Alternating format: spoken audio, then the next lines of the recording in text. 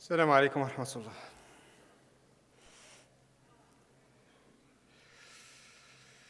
بسم الله الرحمن الرحيم والصلاة والسلام الأتمان الأكملان على سيدنا محمد وعلى آله وصحبه أجمعين. Aujourd'hui, c'est un grand jour parce que j'aimerais au début souligner cet événement, parce que cet événement, c'est un accomplissement qui est très important pour les musulmans en général dans le Grand Montréal et à Laval. Dans les années passées, on était des consommateurs, on s'en va à Toronto pour Islamic Spirit. Et là, il y a des associations et des mosquées à Laval qui ont pris l'initiative d'organiser quelque chose de local. Et ça, c'est très important. Et parmi les choses qui nous manquent, c'est de passer du consommateur au producteur. On a assez de gens qui consomment, mais on a besoin de bras, on a besoin de personnes qui sont capables de penser, qui sont capables d'agir. Et c'est ce qui nous manque. Donc, c'est une initiative qui est chaleureusement accueillie et on espère qu'il y aura d'autres, surtout à Montréal, à l'île de Montréal, dans les années qui viennent. Parmi les thèmes qui sont évoqués les dernières années, depuis longtemps, on veut changer l'islam, on veut rénover l'islam, on veut le réformer. Il y a quelque chose qui cloche là-dedans. À chaque fois qu'il y a un acte malheureux quelque part dans le monde, dans lequel il y a des musulmans qui sont impliqués, à chaque fois qu'il y a une personne religieuse ou bien un leader musulman qui fait une erreur, on retourne toujours à l'islam, on se pose la question jusqu'à quand on va garder l'islam tel quel? Alors il faut le changer. Et aujourd'hui, on va essayer de parler du changement au sein de l'islam, ou bien ce qu'on appelle le renouveau, le tajdid. D'abord, le renouveau, ou n'importe quelle action qui ressemble au renouveau, c'est un changement. La première question que nous devons se poser, c'est est-ce que le changement, pour n'importe qui, pour n'importe quelle société, pour n'importe quel mode de pensée, est-ce qu'il est censé venir de l'extérieur ou bien il est censé être le fruit d'un dynamisme intérieur au système? Dans le passé, en Europe et le Nord en général, il s'imposait comme modèle absolu. Il essayait d'imposer ce modèle aux peuples qui ont été colonisés dans le passé. Et il considère que les valeurs qui sont le fruit d'un long cheminement de ces sociétés à la recherche de la liberté, à la recherche de la démocratie, à la recherche de la justice, à la recherche de la dignité humaine, que cette expérience, elle est universelle.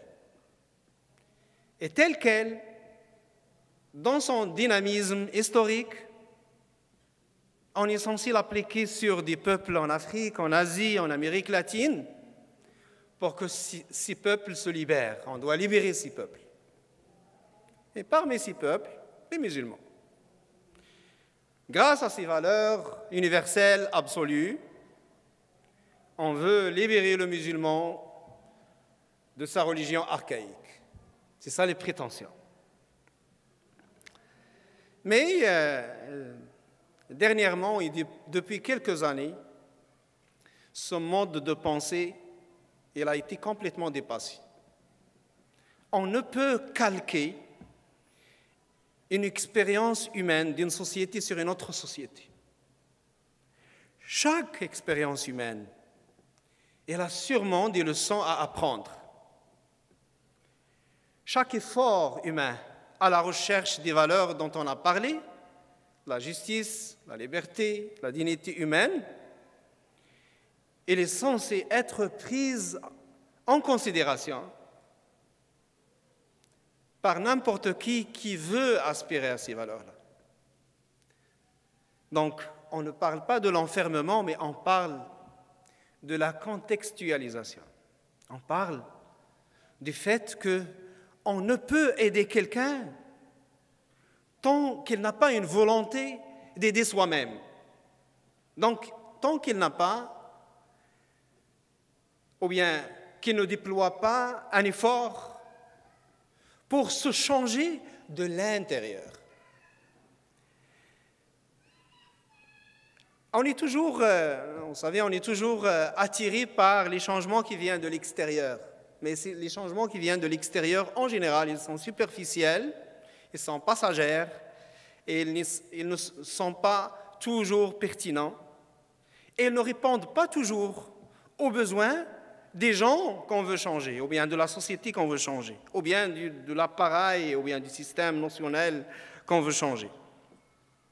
Et c'est pour ça que, avant de parler de renouveau, de tajdid, la première chose, on a besoin de décoloniser la pensée humaine. La décoloniser de tous ces facteurs extérieurs à elle, la décoloniser de la subjectivité extérieure. Et se baser sur le principe, nous avons un principe dans notre référence qui dit que pour qu'une société change, ce sont les gens, ce sont les personnes qui composent cette société qui sont censées se changer soi-même. Allah subhanahu wa ta'ala, il dit dans le Coran, « En vérité, Dieu ne modifie point l'état d'un peuple tant que les personnes qui le composent n'auront pas modifié ce qui est en eux-mêmes. » Et c'est pour ça qu'un renouveau, il est censé être le fruit d'un effort intérieur, tout en prenant en considération le contexte. Ça veut dire qu'un renouveau, il est censé être sous forme de mariage entre les sources spirituelles et entre une réalité sociale. Donc, quand on revient à nos sources, on trouve que le Coran, il parle de la réforme, mais la Sunna, il parle du renouveau. La réforme, ce qu'on appelle l'islah, un mouvement de réforme. Durant l'histoire des musulmans, les musulmans, ils ont vécu plusieurs mouvements de réforme, et jusqu'à maintenant, il y en a. Et les gens, ils se posent la question sur la raison de l'échec de plusieurs tentatives de réforme, et qui sont en général des réformes ou bien de l'intérieur, ou bien des réformes, ou bien des tentatives de réforme de l'extérieur. En réalité, la réforme, elle ne va jamais plus loin que les apparences du problème. Elle n'est pas capable d'aller traverser les couches historiques des cumuls culturels, civilisationnels, pour arriver jusqu'à la source. Ce qui fait qu'il essaye parfois de camoufler et parfois de rester partial, que ce soit au niveau de sa portée et que ce soit au niveau de sa vision future. Par exemple, la réforme dans le christianisme, qui est le protestantisme, il n'a jamais mis en question la Trinité. Il n'a jamais mis en question plusieurs cumuls qui se sont ramassés durant le temps que ce soit à l'intérieur du dogme ou de la pratique religieuse chrétienne. Ça a concerné un problème qui était, durant cette période, en ce qui concerne les indulgences, le genre de pactes qui sont signés par les représentants de l'Église catholique et qui sont payés par les pauvres pour à la fin construire l'église de Saint-Peter à Rome. Mais ça n'a jamais allé plus loin. C'est pour ça qu'on trouve qu'il n'y a pas grande différence entre la confession catholique et la confession protestante. Pour l'islam, la sunna, il parle de renouveau. Le hadith, il est connu. « Inna Allah yab'asu li hadihi al-umma ala ra'si mi'ati sanah man yujaddidu laha dinaha » La voie du renouveau, et qui est à la tête de chaque siècle, et c'est la voie qui est proposée par le référentiel islamique. Ce qui reste à faire, c'est de comprendre de quoi s'agit-il. Comment le renouveau, en général, il est pratiqué et quels sont les obstacles, quelle est la portée, quelles sont les conditions pour avoir un vrai renouveau de l'islam.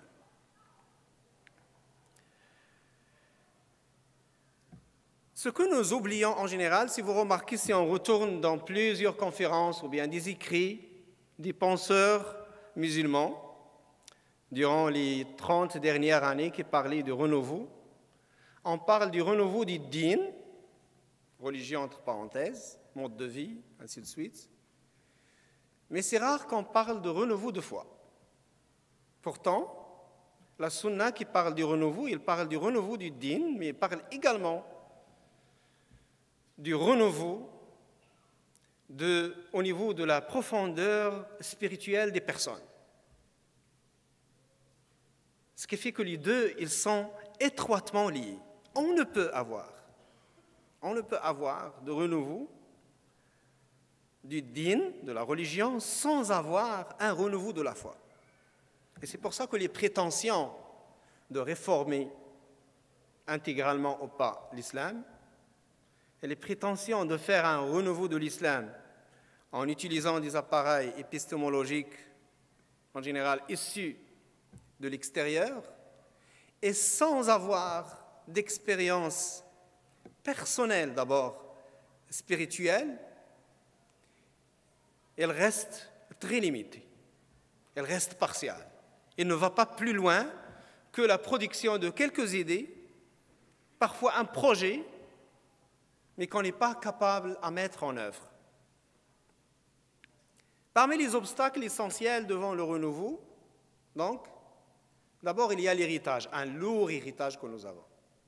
Et nous sommes tellement liés à cet héritage. D'ailleurs, ce n'est pas vrai seulement pour les musulmans, en général c'est vrai pour les grandes civilisations.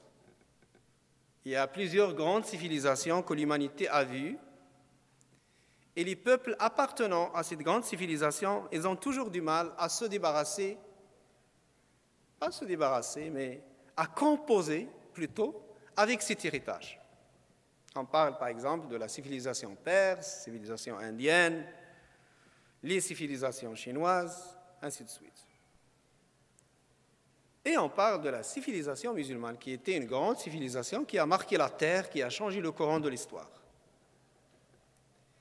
Dans cet héritage, nous avons des couches et des couches d'héritage culturel, de production jurisprudentielle, de lectures qui sont tellement contextualisées par leur temps, leur époque, leur société, les conflits qui étaient présents, ainsi de suite. Comment composer avec cet héritage? Ça, c'est le premier obstacle que nous avons. On n'est pas dans une dynamique où on dit qu'il faut se débarrasser complètement de cet héritage, mais nous avons besoin d'une façon d'avoir un nouveau regard sur cet héritage. Disons que puisque le temps qui me permet ne permettra pas d'aller plus loin en détail, on parlera de 3 étapes essentielles. La première étape, c'est le respect.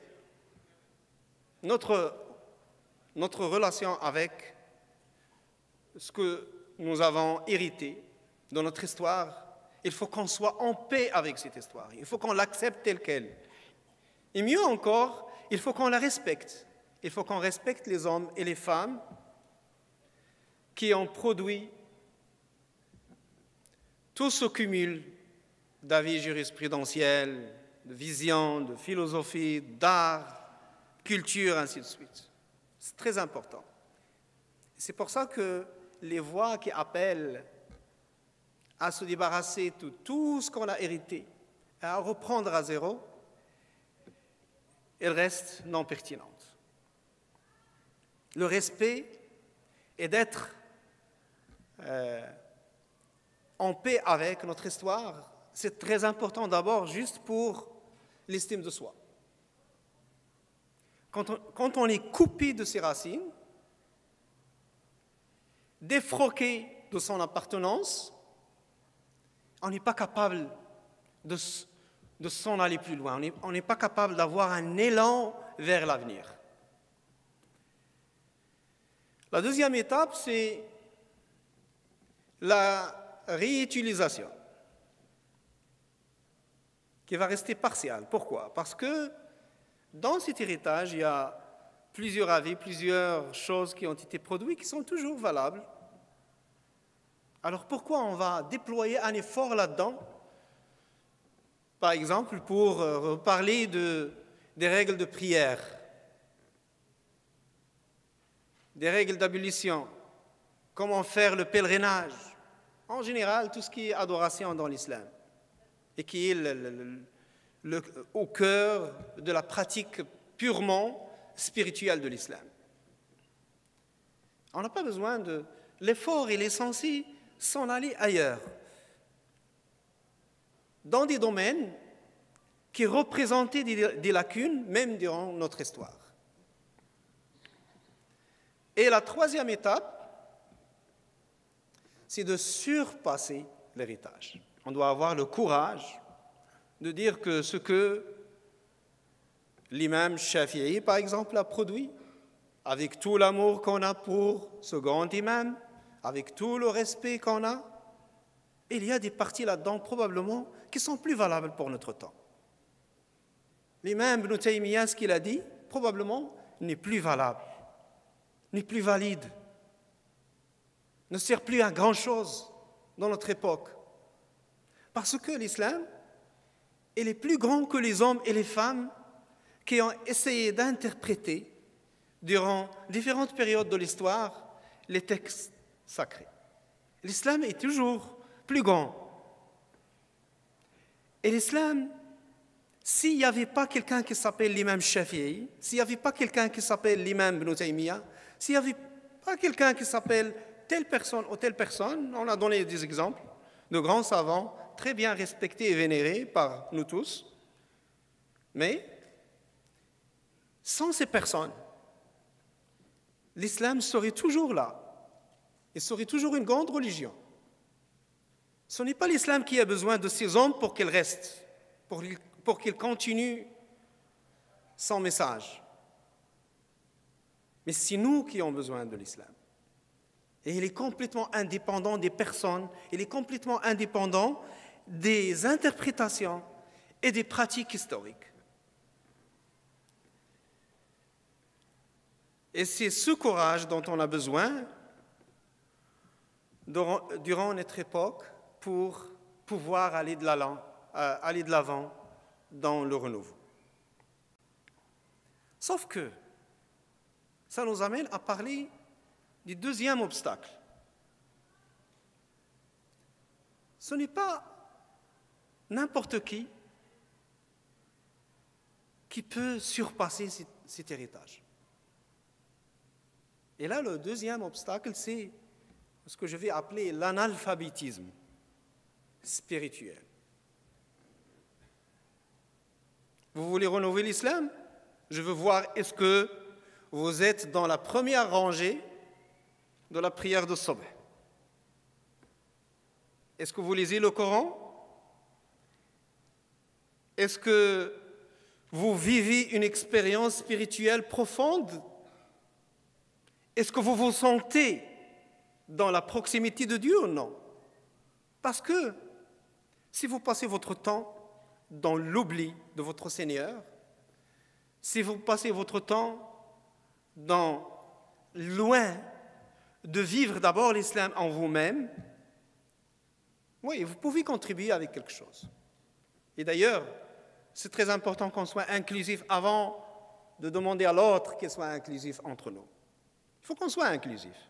N'importe quel musulman, et moi je dirais même les non-musulmans, ils ont beaucoup de contributions pour nous aider à comprendre nous-mêmes. Il y a beaucoup de recherches académiques qui nous aideront à comprendre nous-mêmes. On a l'habitude toujours de rejeter tout ce qui vient de l'extérieur, tout ce qui vient d'un non-musulman quand il parle, par exemple, de questions qui touchent à l'islam ou bien à toute la dynamique, que ce soit sociale, politique, culturelle, qui se passe maintenant dans le monde arabo-musulman ou bien chez les musulmans en Occident.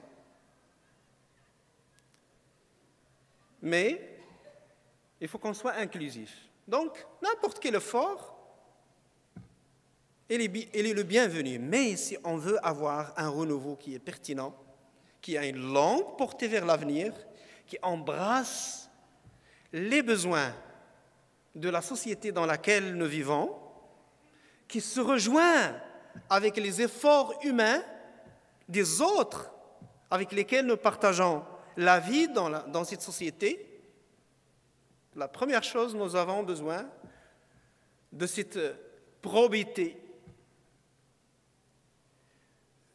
de cette sincérité dans notre appartenance. Et ça, c'est quelque chose qui se travaille.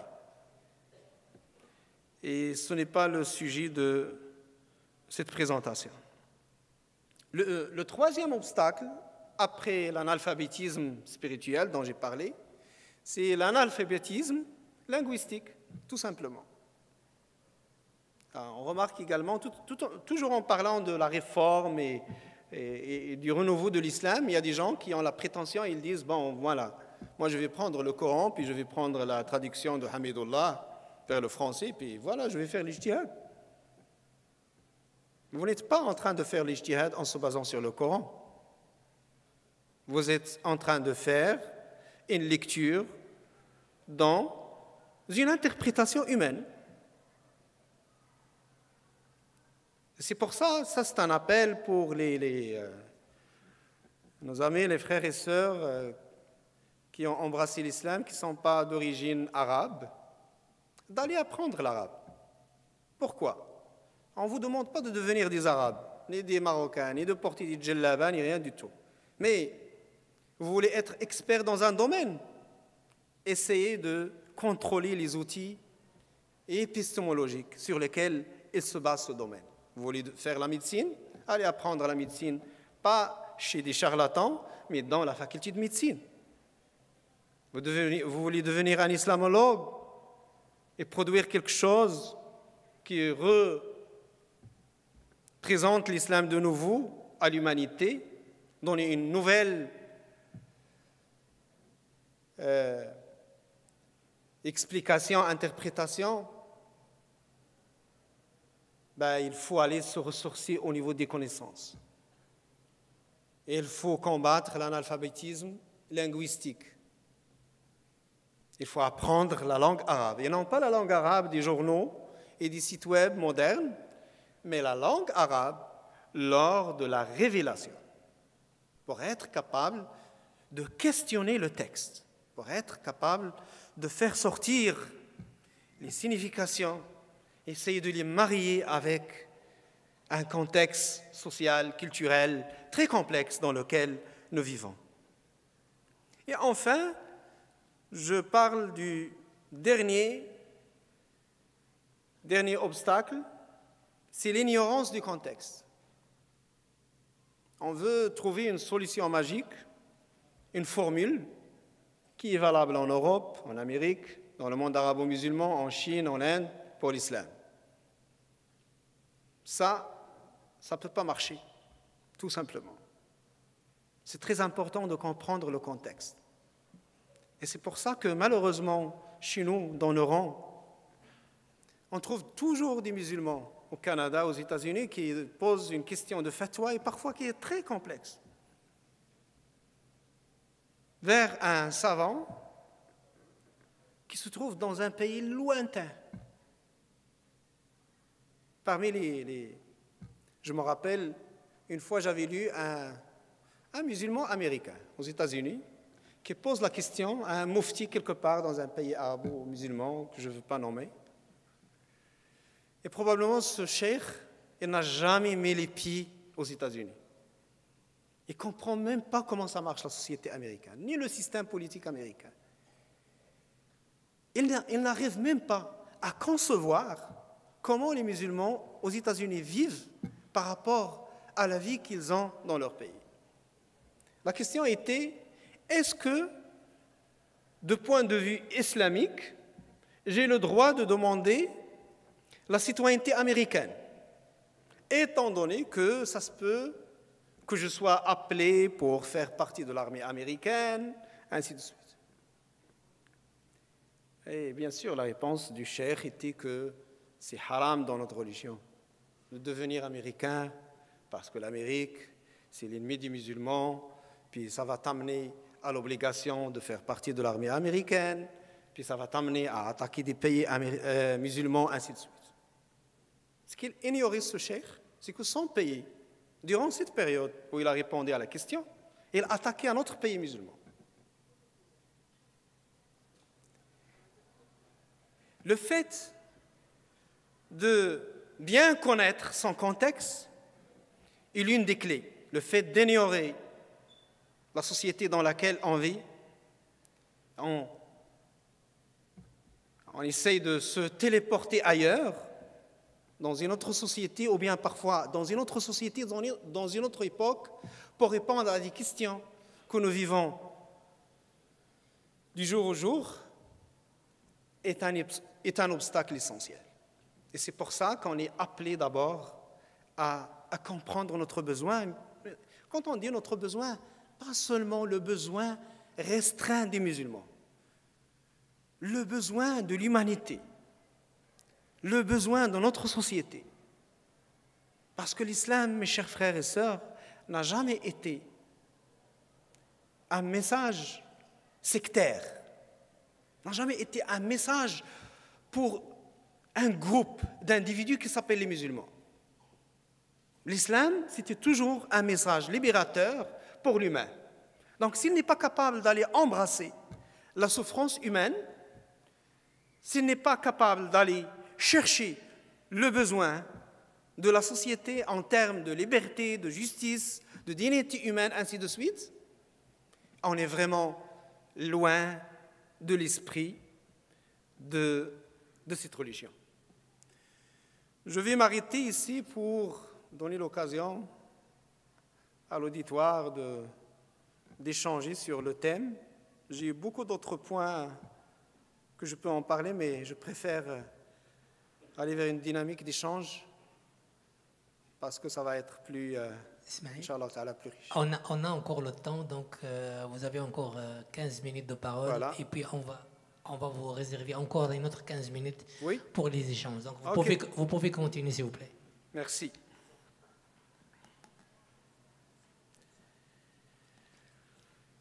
Donc, dans le titre, j'ai parlé de la condition spirituelle. La condition spirituelle qui est parmi l'absence de la profondeur spirituelle, c'est un obstacle. Avoir une probité, taqwa, istiqama, hudur ma Allah subhanahu wa ta'ala, est une clé pour le renouveau. Parce que la sunna, quand il a dit « Inna Allah yab'asu li hadihi al-umma ala ra'si mi'ati sana man yujaddidu laha dinaha » c'est la même sunna qui a dit « Inna al-imana la yabla fi jawfi ahadikum fajaddidu imanakum » tajdid de din Et bien sûr, din, c'est très difficile à le traduire par religion, malheureusement, parce que religion, de toute façon, il vient d'un contexte européen, d'un contexte purement catholique, chrétien en général, et dans lequel l'Église et la religion, il avait un autre rôle dans la société, autre que comment les musulmans, ils ont vécu leur religion déjà, ça d'un côté. Et parce que le mot din, également dans la langue arabe, il ne signifie pas religion dans le sens adoration ou bien rite religieux qu'on connaît dans d'autres religions.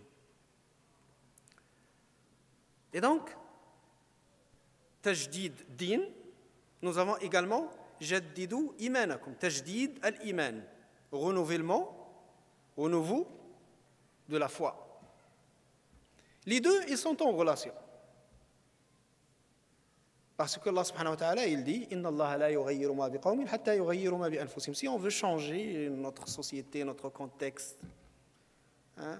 on a besoin de se changer nous-mêmes.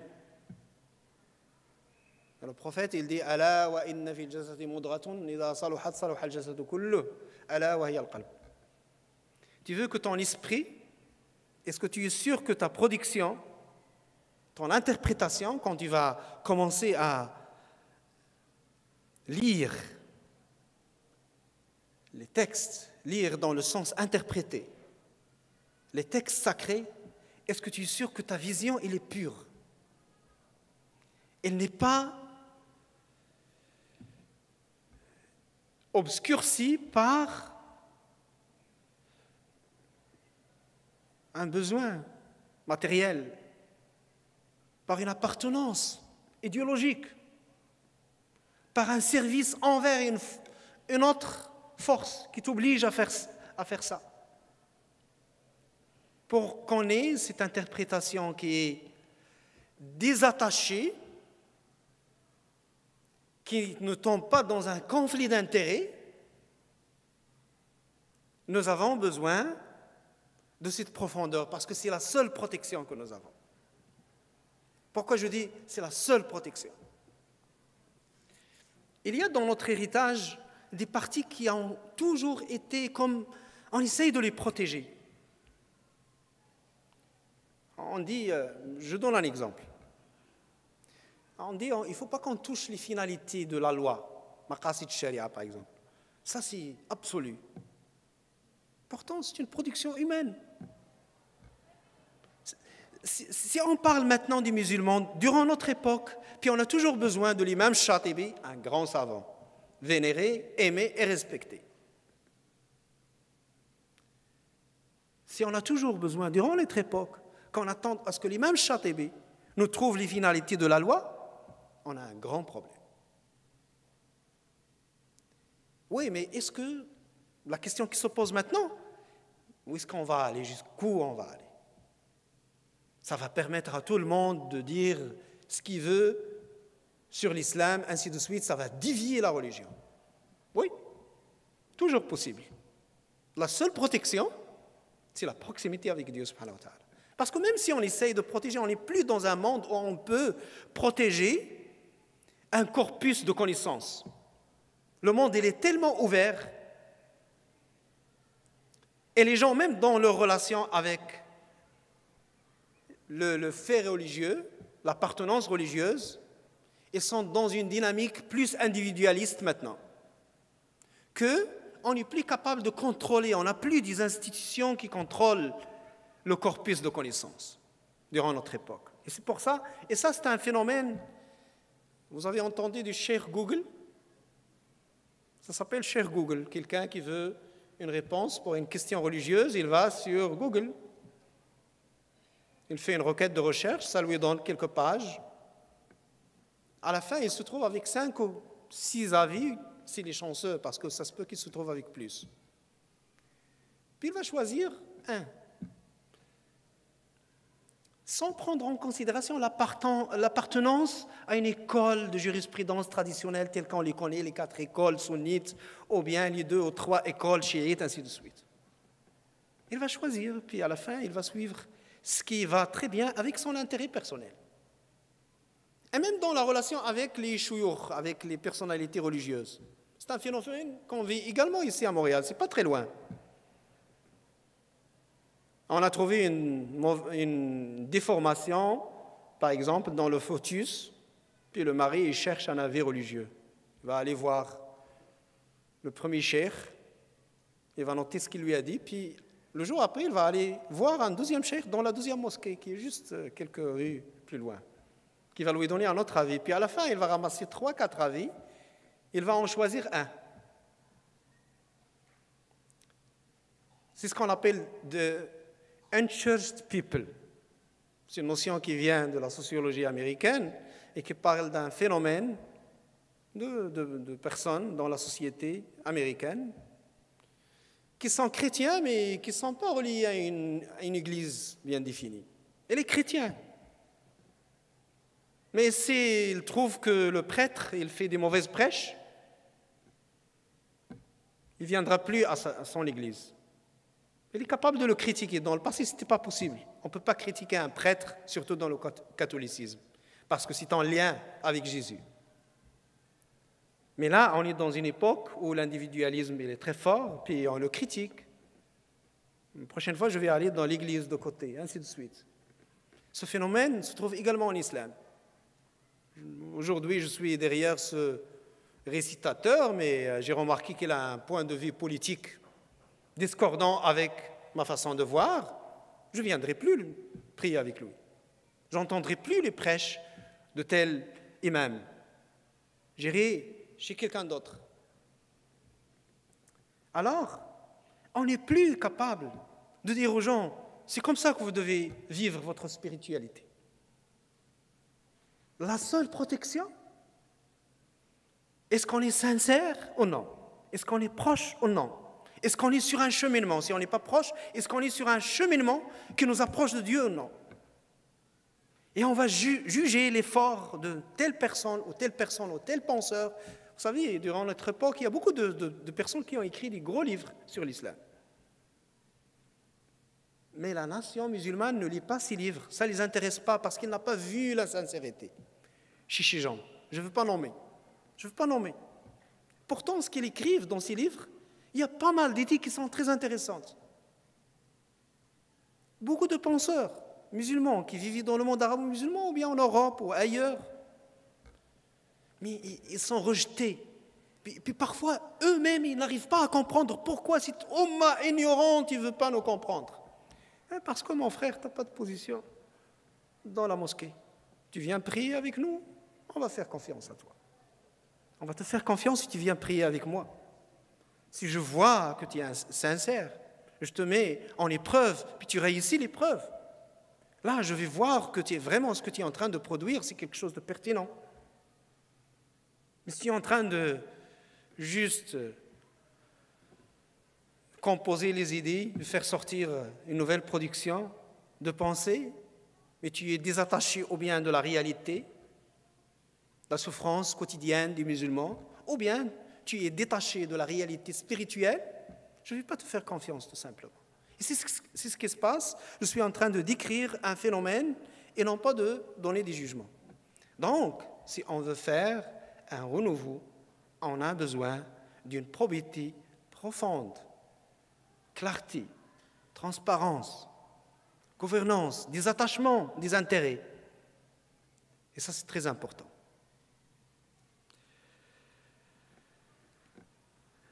Le deuxième point, c'est la portée. J'ai parlé de la portée citoyenne. Dans les conférences que nous allons voir aujourd'hui, probablement demain, il y a beaucoup d'amis conférenciers qui vont parler de l'identité, de l'intégration et même de l'esprit du muhajir, l'immigrant. Il faut qu'on sorte de l'esprit du muhajir. Il faut qu'on embrasse la citoyenneté à part entière. Il faut qu'on comprenne que ça fait pas mal à l'islam, que ce n'est pas contradictoire à l'islam de faire partie intégrante de notre société, d'appartenir au parti politique, d'influencer ce qui se passe dans la société, de produire au niveau artistique, Combien d'artistes on a, à part les artistes communautaires, ce que j'appelle les artistes communautaires, c'est-à-dire ils produisent de l'art qui est consommé seulement par les musulmans. Mais combien d'artistes nous avons qui produisent quelque chose qui est aimé par la société en général, qui répond à un besoin chez la jeunesse canadienne, par exemple, québécoise, chez la femme canadienne et non pas la femme musulmane, chez l'homme canadien et non pas le musulman.